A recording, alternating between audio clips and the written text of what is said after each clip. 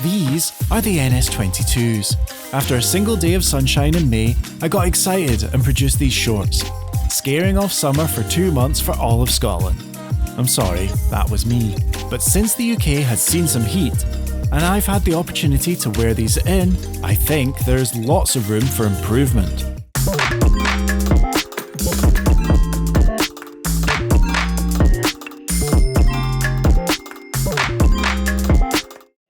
First, let's have another look at their faults, most notably the pointy bumcock.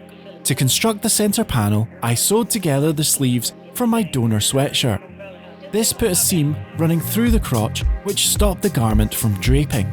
I turned to the good people of our sewing, sharing this diagram of the problem and my 2 potential solutions. The feedback was what I needed to hear, but not ready to accept. Redraft the pattern and trial and error to get the desired fit. Other issues were that I wasn't really happy with the length. These could definitely be a bit sexier. The pockets didn't sit flat, the back panel was a bit too boxy, and the slight tear in the seam suggests that I didn't account properly for the heft in my seat. Or, based on another comment, using a straight stitch on knit is a bad idea. I have no understanding of this. Please, take to the comments if you can enlighten me about this. So I decided to rework the pattern, taking better measurements and having a brainwave to completely redesign the crotch panel, changing the orientation of the seam. Before cutting any fabric, I wanted to test my idea with a digital pattern in Clo. I livestreamed this process, and if you're a masochist, you can click the iCard to watch me bumble around for 45 minutes working on this. Just please, for your mental health, watch at double speed. Because I don't have a barrel printer, or properly understand how to add seam allowance in Clo, I worked from this guide with all the relevant measurements and drafted the pattern by hand. As always, I'm working with existing garments from the charity shop.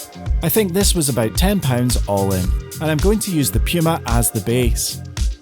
I cut the crotch out of the front panel of the black sweatshirt, the side panels out of the white, the back panel out of the sleeve of the Puma, and the front panels out of the Puma, placing the logo upside down on the bottom left corner. I sewed the panels together with a running stitch, and this was the first test fit. There was a huge amount of excess fabric around the waist, but pinning it where the side panels met the back seemed to take that out. So I ripped the seams and took a drastic amount of fabric out of the side panels. And after the second test fit, I decided I had nailed it. Now I unpicked the garment and started to work on the pockets. The back pockets would sit across the side panels, seamed into the garment at the sides. I cut additional side panels in the black, sandwiched them together and sliced off the top and bottom. For the front pocket bags, I cut out 4 panels from the white, sandwiched up 2 of the pocket bag panels with the front panels and made a cut that would give me an opening at right angles to the opening of the back pockets. With this done, I could begin the final assembly with a straight stitch and a zigzag stitch to secure the edges. And the garment quickly came together. Another test fit, and I'm happy. I can't see the back and what we'll call the thigh horns. This time, the waistband was a much easier affair, as the elastic was the perfect size for the ribbing of the Puma.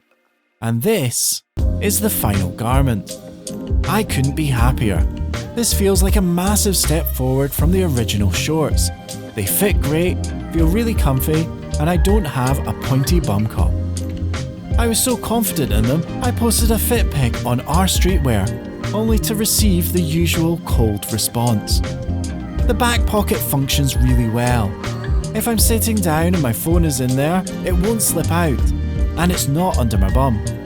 I also like that I can put my hands in them and my thumb can dip into the front ones. I think it would have been nice if they were made from the Puma fabric, but I just didn't have enough material to make that happen. Faults?